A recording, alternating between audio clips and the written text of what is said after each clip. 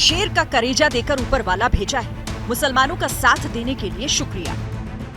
इन्हीं शब्दों के साथ आरजेडी के नेता ने तेजस्वी यादव के लिए पटना में ये बड़ा सा होर्डिंग लगवाया है। होर्डिंग पर एनडीए नेताओं की तस्वीर पर क्रॉस का निशान लगा है।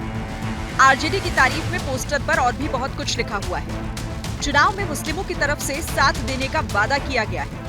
पोस्टर के जरिए मैसेज दिया गया है कि अब चुनाव में जो बिहार चुनाव होना है उसमें मुस्लिम समाज जो है आरजेडी का सपोर्ट करेगा, क्योंकि वक्फ का आपने पुरजोर विरोध किया है। तब दिखाया गया है कि ये लोग अल्पसंख्यक विरोधी हैं और तेजस्वी की तारीफ जो है वो यहाँ पे की गई है। असल में वक्फ कानून के समर्थन और विरोध को लेकर बिहार की सियासत में 4 समाजवादी किरदार हैं। लालू यादव, नीतीश कुमार, चिराग पासवान और जीतन राम मांझी। इन चारों में लालू की पार्टी जो विपक्ष में है उसने वक्फ बिल का विरोध किया, जबकि बाकी तीनों समाजवादी पृष्ठभूमि वाले नेता जो सरकार के साथ हैं उन्होंने बिल का समर्थन किया। अगर इतना सेक्युलर मिजाज इस देश का कर दीजिए कि हर धर्म के संस्थाओं में दूसरे धर्म के लोग हों, इस्लामिक कम्युनिटी में डालिए तो हिंदू में डालिए, सिखों में डालिए, या सिर्फ तय कर लिया कि सारे प्रयोग या सारा संयोग मुसलमानों को लेकर के होगा।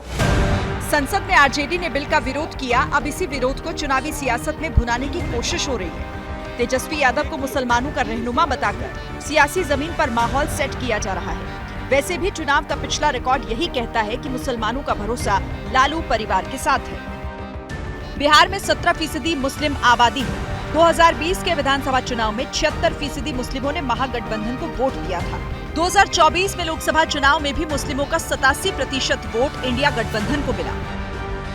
1997 में आरजेडी के बनने के बाद से मुसलमान परंपरागत रूप से लालू की पार्टी का वोटर रहा है। हालांकि 2009 और 2010 में मुसलमान वोट आरजेडी से टूटा था, लेकिन इसका फायदा बहुत ज्यादा एनडीए को नहीं मिला था।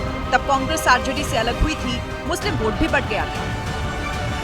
लेकिन इस बार बिहार में प्रशांत किशोर के तौर पर एक नया खिलाड़ी सियासत में उतर चुका है। आरजेडी को मुस्लिम वोटों के टूटने का खतरा अगर किसी से होगा तो वो पीके से ही होगा। पिछले साल उपचुनाव में पीके को मुस्लिमों के अच्छे खासे वोट मिले थे। यही वजह है कि आरजेडी अपने एमवाई वाले समीकरण को एकजुट रखने के लिए पूरी ताकत लगाए हुए।